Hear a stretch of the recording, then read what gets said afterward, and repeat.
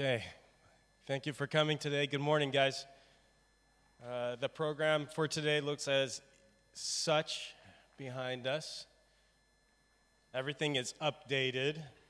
Fixes early morning this morning at 4 in the morning after that thunderstorm last night. It woke me up nicely. I don't know about you guys. But the new programs up here, there are just some minor changes, and the change is that Linda Dolagy and Alicia Lex will do a joint workshop since they're speaking about similar things. Please check out that time. That's from 11 to 12. Everything else is just on schedule, and it looks great. This evening we'll have a nice formal dinner at Koishi, and we'll call it a day at the end.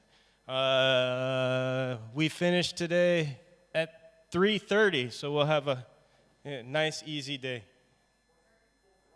4:30. Oh yeah, 4:30. There we go. 4:30. Sorry, 4:30. We'll do a double raffle if sponsors are here and stuff, because yesterday we kind of went quickly through it. So today we'll do like a double raffle to make up for it, and the rest, I think, is okay. Please, have a look at the website. Everything's totally updated. At this time, I'd like to introduce Libor Stepanek from the Muni Language Center. He's been really, really helpful with everything. Libor Stepanek. Okay, thank you very much. Good morning, everybody. It's lovely to see you all on this lovely day here.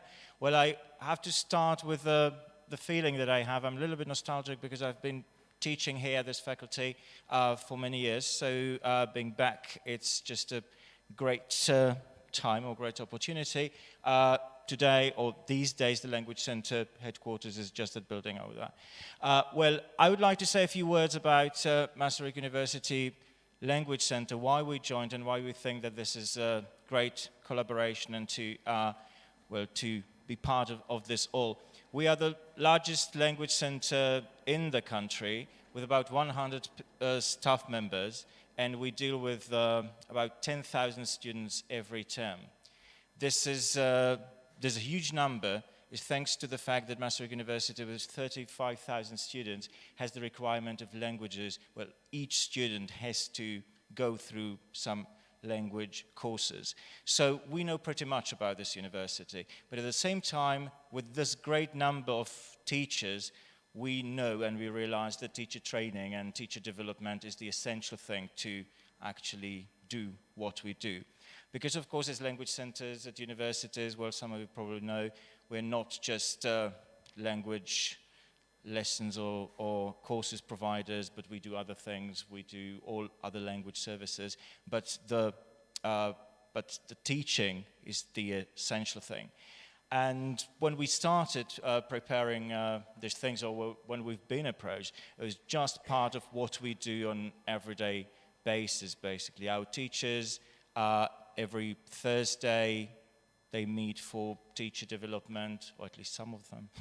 Then they do a lot of observations, they go to conferences and events like this, and they give workshops, and some of them are going to, well, definitely take part, an active part in this event.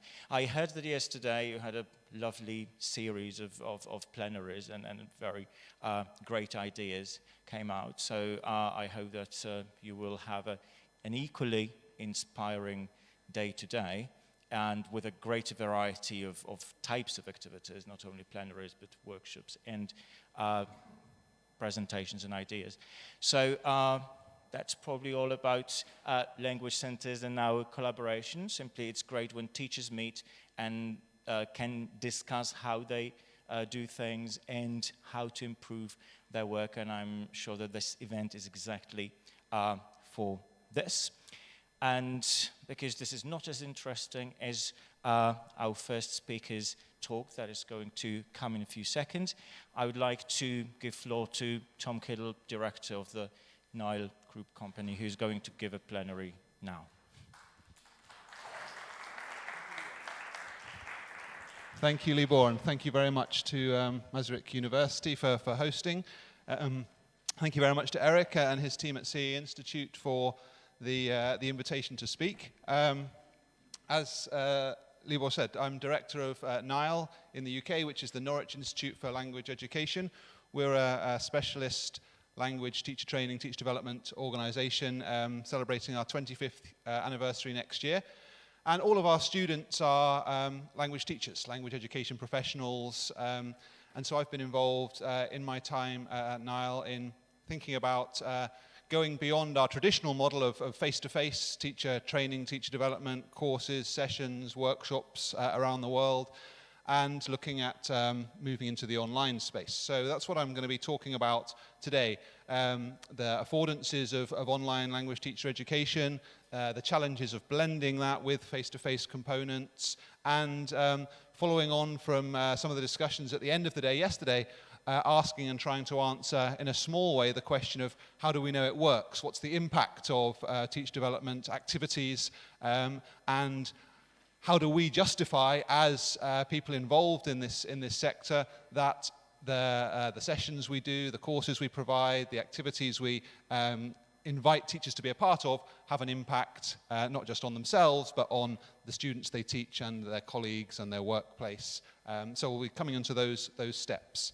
But I do want to start with just clarifying a bit of terminology here. And I don't want to deny the distinction that's been made in the literature for many years about differences between teacher training and teacher development. I think one of the best combinations of the different views from the literature is from Penier, and it does make quite significant differences between teacher training and teacher development. You can see the different aspects there. It's almost like a dark side and a light side. You can imagine Darth Vader as the teacher trainer and Luke Skywalker responsible for teacher development when you look at it presented like this. And I don't want to deny that there are differences in the way we might approach the work we do with teachers, whether that's continuing professional development or pre-service teacher education.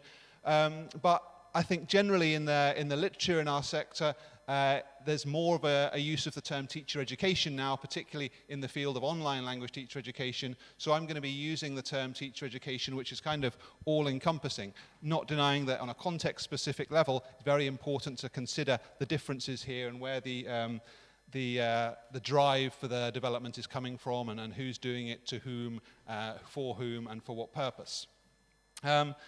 So teacher education then encompasses a whole broad sector of different activities. We might be talking everything from those kind of initial pre-service training courses, training programs. You may be familiar with the kind of the 4-week intensive CELTA model and the equivalents from Trinity. We might be talking about pedagogical institutions doing 4-year degrees in language teaching as an initial qualification. So we've got that kind of initial formalized, certificated pre-service training. We've also got the kind of the formal in-service training and development activities, whether that's courses, whether that's further diploma programs, whether that's masters in language teaching, in TESOL. But we've also got all of the kind of informal in-service development, whether that's insets within an institution, as Libor was saying, kind of that Thursday afternoon grouping of teachers to talk about the work they're doing and the challenges they face and solutions to those challenges, whether that's mentoring for new teachers, whether that's kind of a more informal coffee break, staff room kind of development, reading groups, all of these things that are involved in those informal activities that perhaps are institutional based. And then there's that kind of individual support of colleagues when you're working with other teachers, perhaps teachers less experienced than yourselves, the roles and responsibilities you take on as a mentor, peer observations, that kind of support you might give, looking at people's lesson plans, talking about materials they're going to use, talking through your own experiences. So if we look at this breadth of what teacher education encompasses, it becomes clear that there are many more people who have a role in teacher education than those people who class themselves as teacher trainers. And in fact, most teachers with some experience are involved in teacher education in some way, whether that is informal support of colleagues, or whether that's running inset sessions, or whether that's becoming gradually more involved in more formalized teacher education activities. So you in the room, You're involved in continuing professional development by being here. If at any point you decide to take this back to the colleagues you work with, then you're going to be involved in teacher education in some way. You're going to be involved in some imparting of your knowledge, your ideas, the experience you've gained from your own classes and from the professional development activities that you've done. So where might you be on this journey of teacher training? Do you find yourself here at the end of the bridge, happy, celebrating, yes, I'm a teacher trainer, yes, I've got the experience, the qualifications even to support that? Are you here thinking, well, I'd love to get into it, but I just don't have the opportunities in there? Are you thinking, well, it's not for me, those people who do teacher training to me are not of my kind? Or are you somewhere in the middle? Hopefully not this poor fellow in the middle who's given up and thought, well, I thought I could do it, but I had a bad experience, it didn't go so well. So I think all of us could place ourselves somewhere on this journey. And I think perhaps the most interesting guy is this guy here. Because I think what he's saying is, hey guys, there's another bridge over there, and it doesn't stop with this bridge. Yes, of course, we're on a journey, but it's not just, it's not a thing that we finish as our development as teacher trainers. And obviously, this has been formalized. One of the projects we've been heavily involved with, my colleague Alan Pulvernes, who led on this project for NILE with Cambridge English, developing a trainer framework which talks about stages, phases in development where we might identify different activities, different competencies that a trainer has in that progression through continuing professional development as a teacher educator as well as a teacher. So we do have this concept of needing to develop as teacher educators as well as being responsible for the development of others. So if we're involved in teacher education in some way, then why should our thoughts turn to an online approach to this? Why should we consider the possibility of online teacher education or blending online and face-to-face teacher education as a potential opportunity, something to become involved in? Well, I want to take you back, and I want to take you back to give you a concept of how we might be viewing online affordances, online opportunities in teacher education today, thinking about how the world might have looked from 1910. Okay, so I want you to imagine you're back in 1910, okay, and a French artist called Villemard did a series of paintings in 1910.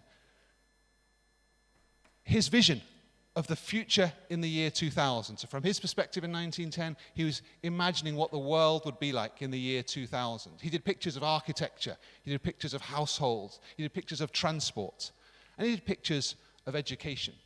And from his view in 1910, this is what education would look like in the year 2000. What a scary picture, isn't it? This idea of students being wired in individually, the teacher reduced to pure content provider, this poor guy who hasn't got access to the technology, unable to take part in the learning. And I think this image, this fear still sits with us today, this fear of what are we doing if we move into an online space? What are we taking away from the education experience? What is it that we are perhaps losing by taking a leap into a technological future and bringing online web-based opportunities into our traditional, strongly held views of what teacher education is all about? So there may well be parallels there. But we have to consider the reality. Lovely quote from William Gibson back in 1995. Look, we talk about this future that's coming, but the future's already here. It's in all different aspects of our lives. It's just unevenly distributed. There are people who are doing things, and we don't need to think just in the language teaching sector here. Online education, online learning, it's been a through a period of massive growth from 1960s, the kind of the earliest instances of computer-assisted learning, through the kind of the distance education programs, the Open University moving into moving away from kind of correspondence to online, the rise of MOOCs, these massive open enrollment courses which allow thousands of people to be in the same class at the same time. And as Murray and Christensen say, look, this is probably the fastest growing area of education. We need to be aware of it. We need to be critically aware of it with a critical eye, but we need to say, what is there in there for me, and what does it allow me to do that I couldn't otherwise do in my face-to-face classes? The quote I've just referenced is from this publication, which is a very recent one, and I'd recommend it to anyone who's interested in online language teacher education. It's a research study commissioned by Aqueduto, which I'll talk about in a moment. Freely available, but it's actually looking at what can we say about the state of the art in online language teacher education today. And Denise Murray and Marianne Christensen looked at all of the studies that were out there, all of the writing about online language teacher education. One of their big findings was there's not enough impact studies to say how well we know this works. And this is something that stung us at NILE, and we've tried to respond to in a certain way. But if you're interested in online language teacher education, do start here. It's freely available from the Aqueduto website. Aqueduto is the Association for Quality in Education and Training Online, and it's a peer organization for quality assurance with the members that you can see there on the right-hand side of the screen. The other thing that Denise and Marianne were particularly interested in was trying to define quality. What do we mean when we talk about quality in language teacher education in the online space? And obviously there are different ways in which we can define quality, and they reference a number of different approaches to this. Obviously, outcomes and the impact are one which is perhaps the most the least explored, the least researched, but then what can we do in a kind of a priori sense of looking at the type of provision that online teacher education providers are offering, and what we might need to specify as bare minimums, best practices, standards to achieve.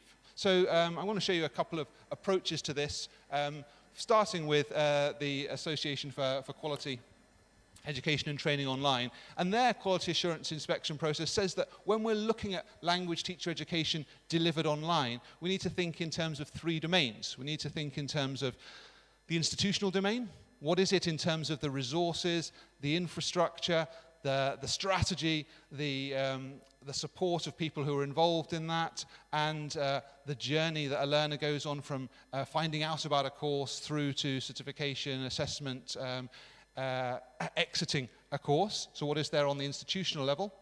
What is there in place on the pedagogical side in terms of course design principles, particularly relevant for blended learning? What is it that defines a quality approach when we're trying to combine the face-to-face component of a course or a program with the online space? What do tutors need to have in terms of their own competencies to move from being an effective teacher trainer in the classroom to being an effective teacher trainer in the online space?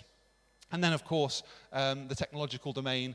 What is it in terms of the platform, the updates, the cross-device compatibilities, the different devices and access types that people will want to access their learning on, and how is that supported? So there's a number of kind of categories, areas of inspection that are part of a quality approach to online language teacher education, and that's something we felt very strongly about in Aqueduto. And so there's an inspection process where an online teacher education provider is visited virtually by two inspectors who look through these approaches.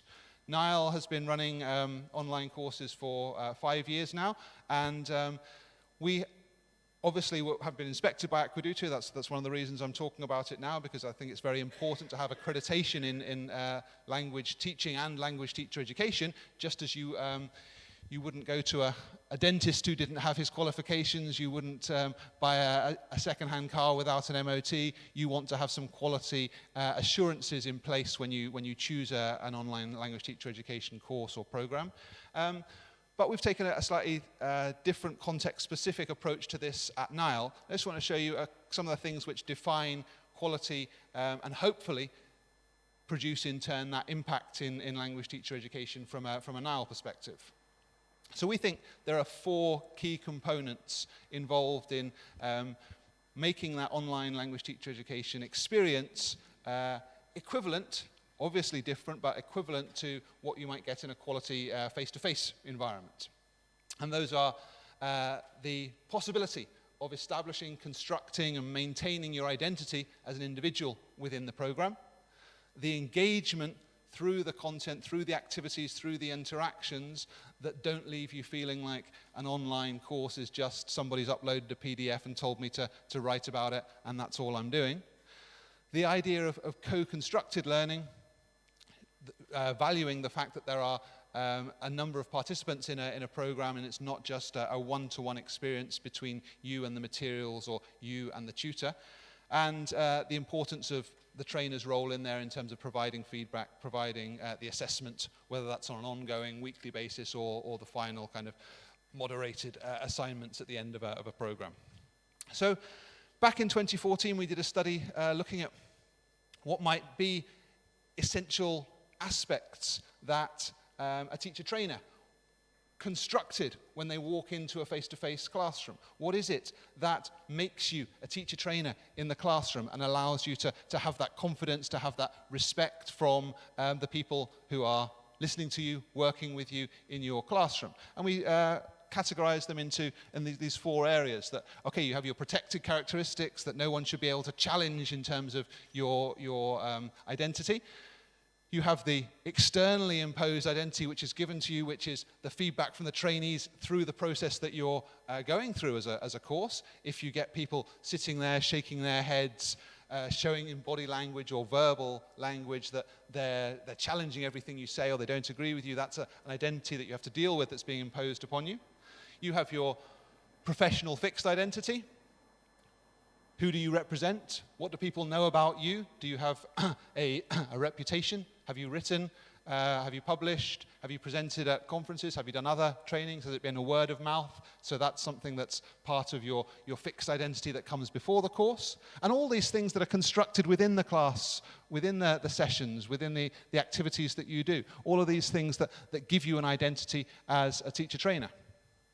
Similarly, when you're a trainee, when you're a participant in a teacher education program, what is it that allows you to have an identity there rather than just a number? And I guess I have one of these, I have a problem with the massive online open courses in that this kind of, the lack of individual identity that's allowed to emerge when you have so many people in a shared space. But in a small course, small group, multicultural, multi-contextual setting, how do people construct their identity? And they're the same categories and similar opportunities to construct that identity or to have that identity established within the course amongst your colleagues.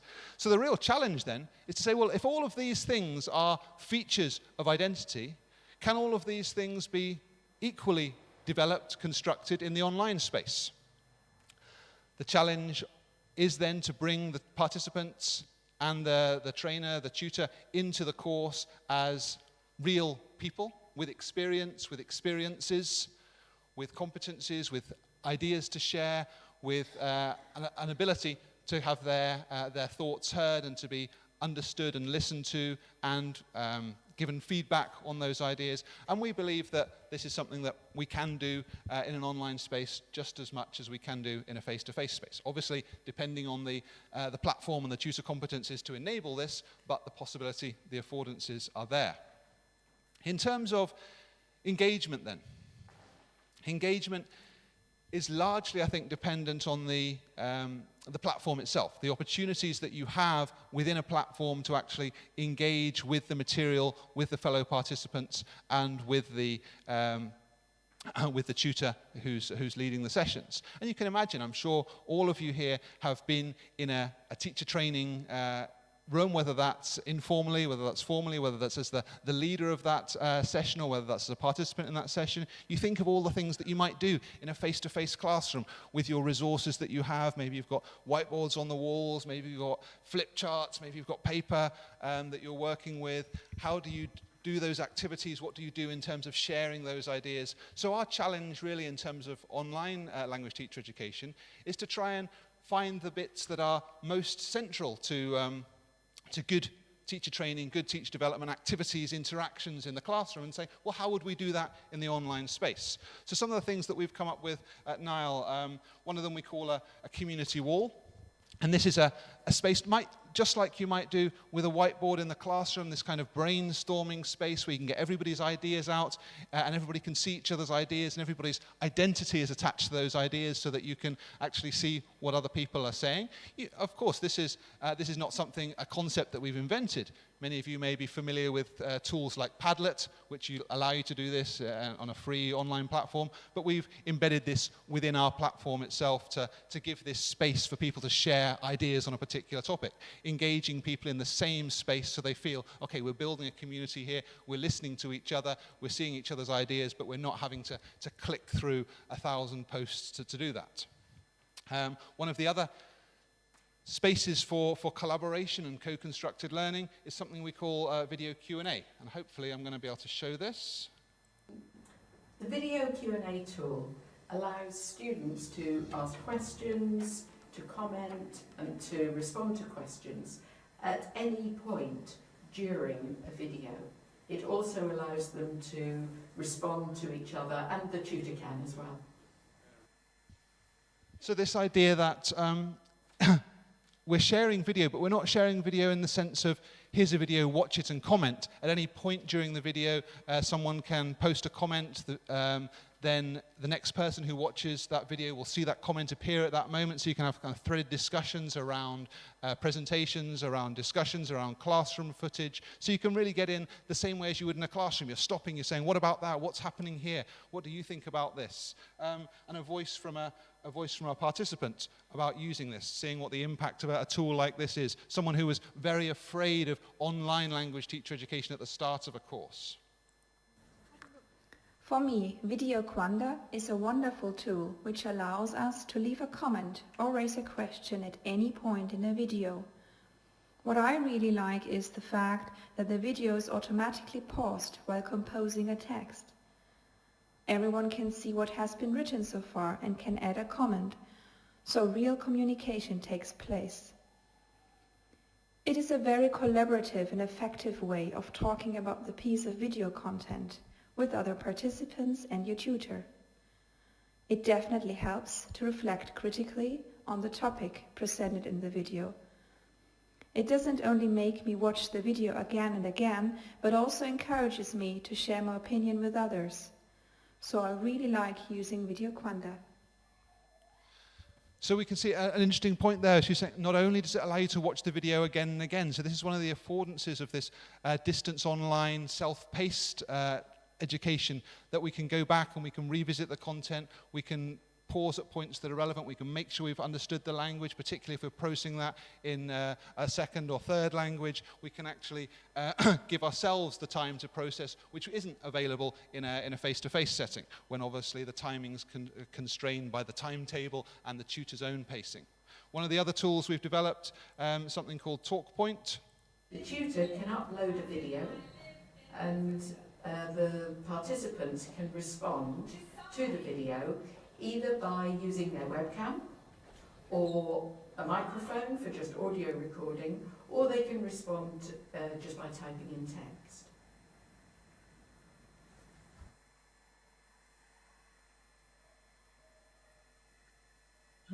No excuses. Okay, so generally I thought very good instructions. It was interesting that... But we can also have participants uploading their own recordings. And these could be done through webcam, or they can use a microphone, or in fact they can upload a file, maybe they've taken a film on their camera or something like that, and then they can upload that. And then other participants can respond to those, again, using webcam, audio or text. And of course, so can the tutor. So we've got this, this other aspect of multimodality coming in here, giving the option to participants of, do I want to contribute with text? Do I want to contribute with my webcam so they can see my facial expressions? Do I want to contribute with audio only? And I can plan my responses in an asynchronous way. We can get participants talking to each other, obviously not in the same way as they would in a face-to-face classroom, but replicating some of that exchange and getting that kind of deeper thinking and processing of other ideas, not having to respond instantaneously on impulse, but being able to consider your responses. So all of these things we think are part of kind of developing that aspect of engagement with a course. People saying initially, I didn't think online learning was going to allow me to see and to hear and to communicate with my colleagues in the way that I've seen through this course. Then we've got the aspect of co-constructed learning. I love this quote from Aufderheide, who's actually a paleontologist and a pathologist involved in the analysis of mummies. But I think the quote is fantastic for education generally, because it really is one of the key advantages of being involved in-service education, perhaps in contrast to pre-service teacher education or to language teaching itself, is the richness of experience and the richness of knowledge that you have in the participants within a program. If we look around a typical in-service development class, we might have more than 100, 200 years of teaching classroom experience available in the classroom there to build on, to capitalize on, to exploit, to share. And obviously in a kind of global classroom, which an online space facilitates, we've got the multi-contextual dimension of that, and finding that there are more similarities than differences in the challenges that we face as language teachers or language teacher trainers is a really important thing to exploit and to draw out. So we've had our identity, the identity of the trainer, the identity of the participants being constructed within a course. We've had that engagement. What is it that brings people into an online space to enable this learning to happen? We've got the co-constructed aspect, where we're developing ideas together and we're drawing on the experiences and the knowledge of other participants in the course. And then we've got the crucial dimension, which I think really is something that is overlooked in these the thirst for massive courses which get as many people there as possible, is the role of the trainer, the tutor, in terms of giving that feedback and assessment in there. And we know that good teacher trainers have these competencies in the face-to-face classroom, being able to draw out ideas from people, respond, link them to other people's contributions. But this is not an automatic skill that's there for all trainers in the online space. Some of the things that we work on in the development of online teacher educators, two competencies particularly that we've been talking about recently. The idea of weaving and waving. Weaving and waving is weaving participants' contributions together to draw out similarities between different people's posts, and waving to saying to people, look at the comment that was made by this person. That's a really important point that this person's made. So we're weaving the contributions together, and we're waving people's attention over to particular points that have come out from others. So we can really, the tutor's role there is to draw the threads together and to highlight important points. And another of the competencies in terms of discussions that would happen quite naturally with a skilled teacher trainer in the classroom, being able to do this in the online space, these competencies we call seeding, feeding, and harvesting. Seeding, setting the idea, setting the topic, setting the question, setting a challenge, setting a problem, setting a task is the seeding. Feeding is the dropping in of new resources, responding to people's ideas, saying, yes, that's a great point, there's more written about this here, you might like to go and look at this. And of course, the time considerations in online teacher education means that people can go off and read a bit more background, can read further on an issue before responding. They're not on the spot in the classroom, they've got time to pull these other ideas. So the tutor's responsible for feeding the discussion, making sure it grows, pulling it in the right way. And then harvesting is that idea of at the end of a unit, at the end of a session, trying to pull out the key themes, trying to pull out the key learning points so people have a sense of what they've achieved as a group in that. So these are not competencies that come necessarily automatically. They do have to be worked on, but I think they're key to making successful online language teacher education work in an online space. So these are the ways that NILE believes we should approach it. And I think if we reflect on the affordances that I've showed you and look back at a model of kind of approaches to teacher education from 1997, same year CE Institute was founded, we have this McGrath model which talks about the feeding, leading, showing and throwing approaches to teacher education. Feeding, much more trainer-centered, what can I give in terms of input? The showing, what can I do in terms of this is how to do it, look at me, and then replicate it, this kind of experiential learning by doing. And the leading, those ideas of asking the questions, the participants getting their own awareness of the issues up. And the throwing, giving the responsibilities to the trainees, whether that's in teaching practice sessions, in micro-teaching, micro-training, through running workshops. All of these kind of 4 aspects identified by McGrath in 1997. What might they look like if we look at the affordances of online education to bring the blend in? So we can do all of these, as McGrath was intending, in a classroom setting or in a physical setting. But if we look at those with the additions of the kind of things that we've been talking about, the affordances that online learning can provide, we can see that in the feeding we've got more opportunities, we've got the video input, we've got the synchronous sessions in webinars. In the leading we've got the discussions, the chat rooms, the forums, the asynchronous tools like the video Q&A I presented. This is really where the seeding and the feeding and the harvesting comes in. The showing, we've got other opportunities to bring in video from participants' own contexts, to bring in animations, to use synchronous webcams, the talk point tool I showed. And in throwing, perhaps the biggest challenge for online teacher education, where do we see the participants' practice emerging and how do we give feedback on real-life practice? The possibility of video teaching, uploading videos of your own activities, doing synchronous micro-teaching through webinar sessions where each person has a chance to kind of give the instructions for an activity or talk about how they would give feedback on an activity or how they would set up or manage a particular space. So we can see that the affordances of the online space actually complement these original models and give further opportunities that we can look towards a blend in terms of how this works together. And rather than challenging the established opportunities that are there that make face-to-face training successful, we can supplement them and complement them with what's available in the online space. All sounds very impressive and theoretically possible, but does it work? What about the impact? How do we know that these kind of activities, taking face-to-face training out of the classroom space and blending it or putting it entirely online, how do we know that it actually has impact where we want it to have impact? And it's a challenge. It's a challenge to know that it works in the face-to-face training session, of course, even more so when we're at distance, when we're perhaps not seeing the whites of the students' eyes in terms of what the teacher is delivering in their own classroom settings.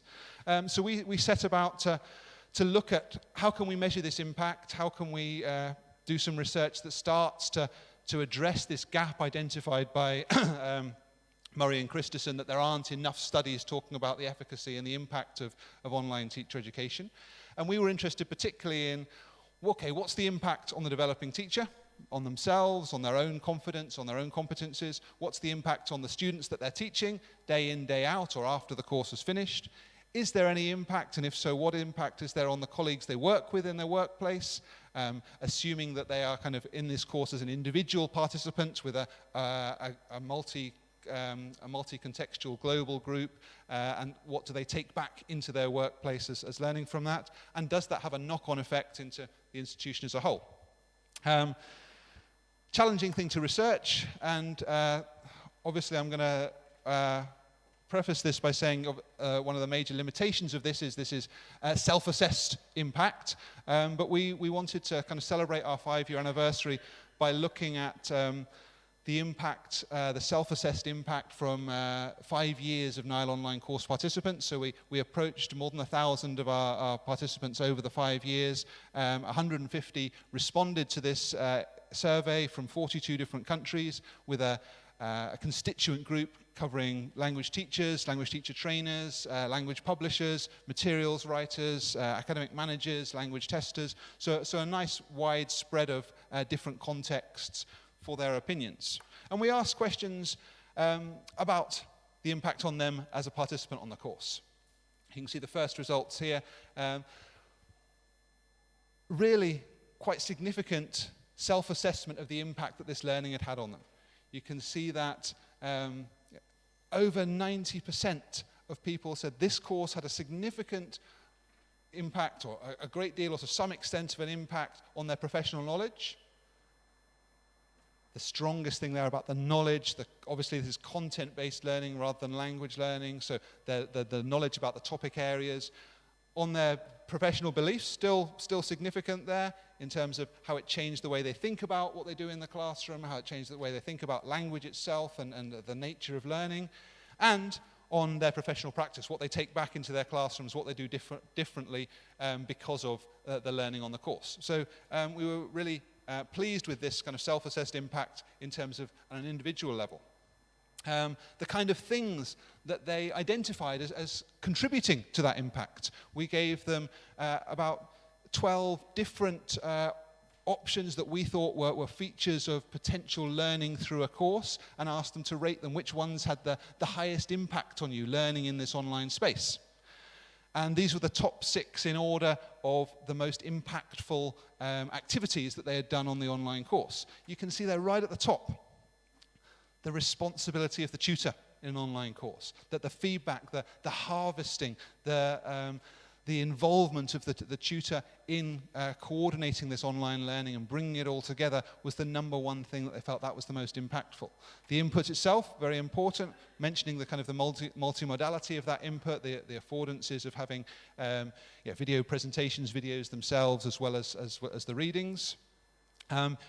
Formalizing things, going through things, knowing that they were being assessed, having the assignment in there, getting the feedback on the assignment was highly rated. And then the last 3, this kind of co-constructed learning elements, the synchronous interactions through the webcams and the webinars and the chat rooms, the learning from other participants through the discussions, those asynchronous discussion tasks. So all of these, you can see they're underlining that approach that we hold dear in terms of the tutor competencies, the quality of the input, and the interaction possibilities. And for themselves, in terms of what this impact had led to, 75% of these 150 people said that as a result of the course, they've experimented more. They've tried to do new things. They've taken that learning. This is not changing the way they teach. This is not saying the way you teach is wrong, do it somehow differently, but trying different ideas, using ideas from other participants, from the input from the tutor. 52% went on after the course to read more about the topic, to take that learning further on their own behalf. And 48% took that into their institution and made it part of their own professional competence to share that learning with others. And for 37% of them, it meant that they were able to take a step, whether that's taking new responsibilities is a good thing. Dorothy might think different, but it's taking that step to having a new set of skills or an enhanced set of skills that you share with others. So in terms of the participants themselves, there was a clear assessment of the impact that this had had on their learning. Crucially, it's not just about the teacher. Of course, the end impact, the people we really want to impact on, are the learners in the classes. We're working in teacher education, so what does that have as an impact on the students they're working with? So a simple question in the survey: do they think that the learners that they work with have benefited from this, from these courses they've been on, from the online learning?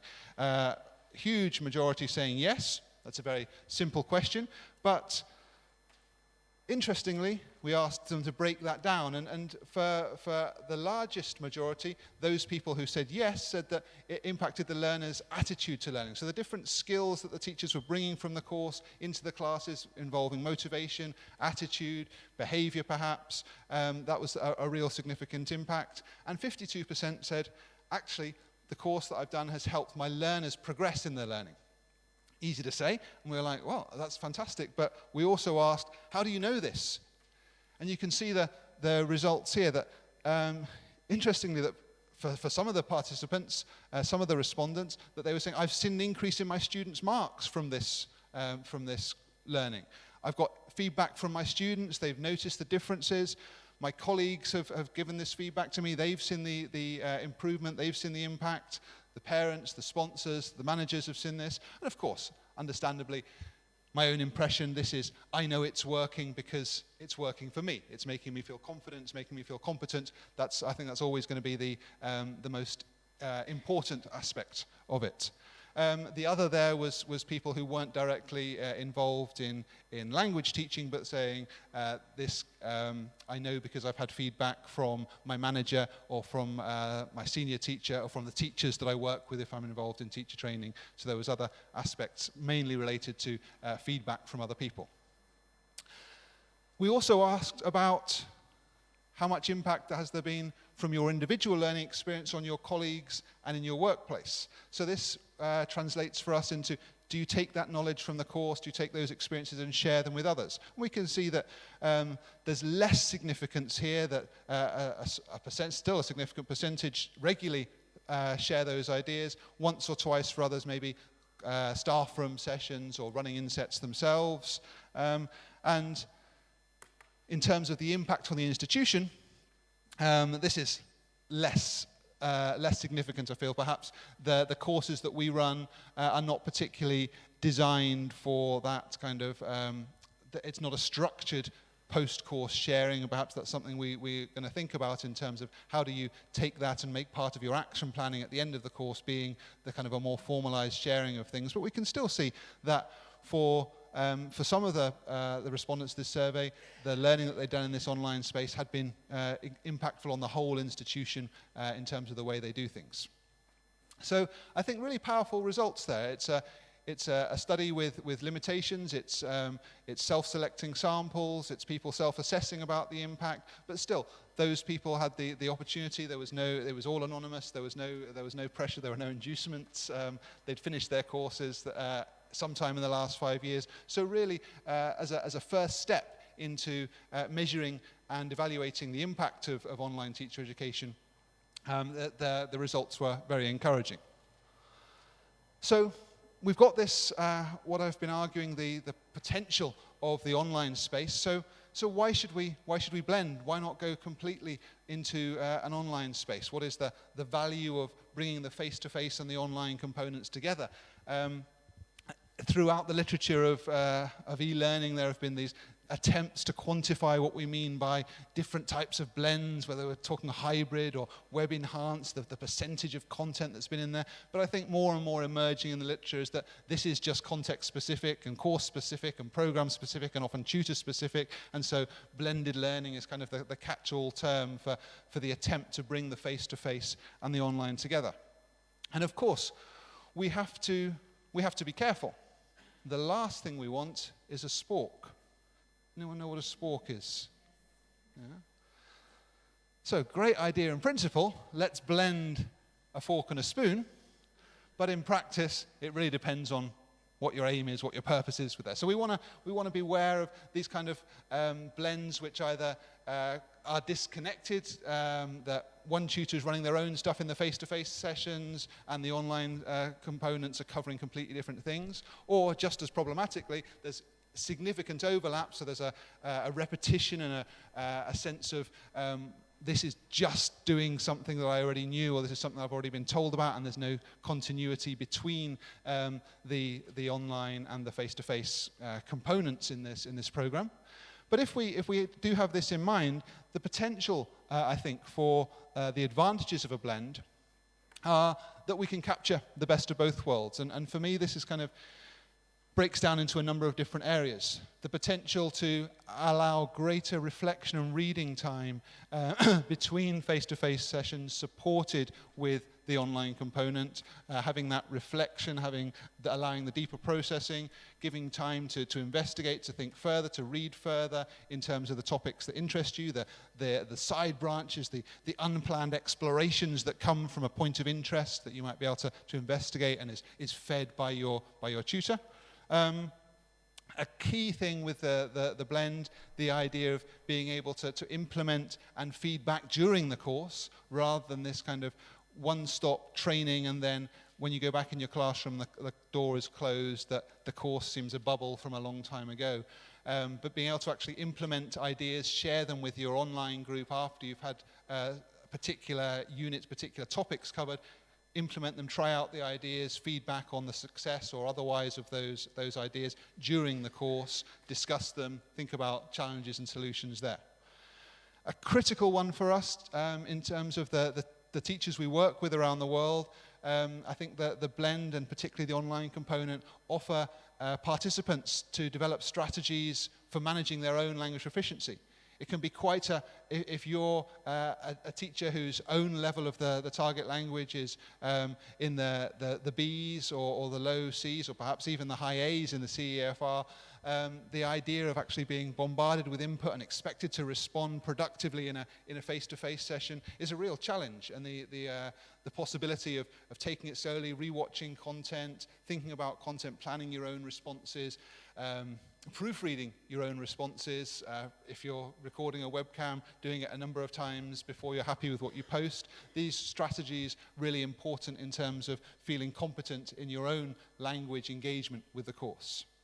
The options for classroom observation that a blend allows, that we do have these opportunities to have micro-training in the face-to-face setting for teachers to be observed in their own teaching context, for the videoed observations to be shared, to be viewed by the teacher at distance. So we've got those kind of the best of both worlds in terms of can we bring the observation of what's happening in terms of teaching practice into a course during the course.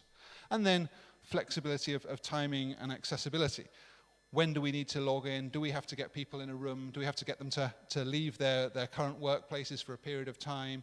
Do they have to engage on a weekend? Can they engage in the evenings? One of the other questions we asked in the survey, which I haven't showed, was the number one reason for choosing an online course, and for the highest ranked reason was the ability to study at my own pace. Really, that flexibility of timing was a crucial aspect that online and blended learning potentially offer. So, obviously, I'm making a strong case for the validity and the impact and the efficacy of blended online and online language teacher education. But are we ready for it? Are we ready for it? I mean, is it something that people embrace? You know, education is small c conservative. We're quite slow to change. We hold on to the way we were taught and the way we were trained and the way we learned at school, and we hold on to those principles quite dearly. My colleague at NILE, Rod Balaitha, likes this metaphor, and I've asked him if I can share it. He says, you know, when we're talking about educational reform and educational change, people are different.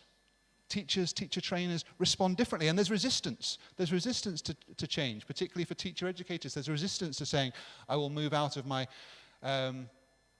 reliance on face-to-face training activities and consider the options that online could offer me. And you might get the resistance of what's this on the top left? Yeah. This hedgehog? Yes. What does a hedgehog do when it's confronted with change or fear? Curls into a ball and put the spikes out. So this is the teacher who says, oh no, don't come near me with your online newfangled stuff. This all sounds a bit scary to me, so I'll put out the spikes and resist that. We've got this one in the middle at the top here. The chameleon. And the chameleon, the teacher or teacher educator says, yeah, sounds great. Nice idea in principle. Really like it. Think I'm going to go with that. Classroom door closes. Exactly what I was doing before. Yeah, outside change, inside principles there. The one on the end there, I'm not thinking about the kangaroo, I'm thinking about the animal in the pouch. Joey, yeah. Highly useful word, I'm sure you'll need that very much. The teacher or teacher educator says, look, it sounds like a great idea. I really think the principle's great. but not for my students. I know my students, they won't like this. They won't appreciate this. This is not right for the people that I work with. So in principle, great, probably works in other contexts, but it doesn't work for my students. The teacher or teacher educator, who's the eagle, who flies up to 30,000 feet, says, I'll just watch how you get on for a couple of years. Yeah? See if it works for you, and then you can share your learning. I'm not going to dive in right now. I'm going to survey things from a high level before I dive in. And then perhaps we have the dinosaur who says, I'm retiring in 2 years, I don't care. So we've got these potential resistances, but I do think that it's an opportunity worth exploring. I think it's a really important thing to embrace in the 21st century in terms of the flexibility, the types of learning that people need to be involved in for practical reasons, the affordances we can offer in terms of timing, in terms of multimodality, in terms of reflection time.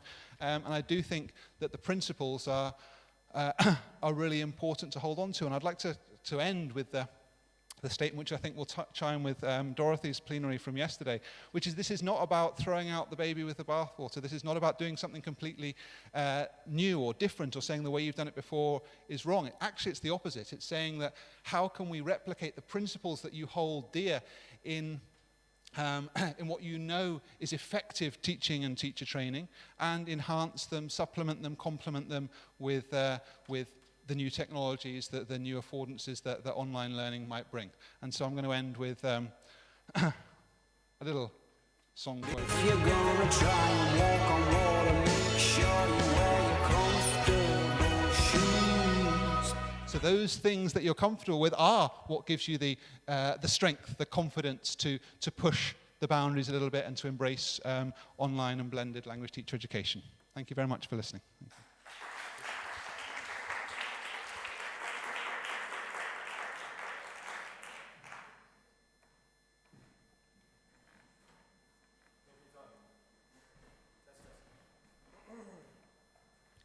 Thank you very much, Tom. If you guys want to know more about NILE and the programs that NILE has to offer, you can come visit us at CA Institute across the street. There's some marketing material here at the front desk too.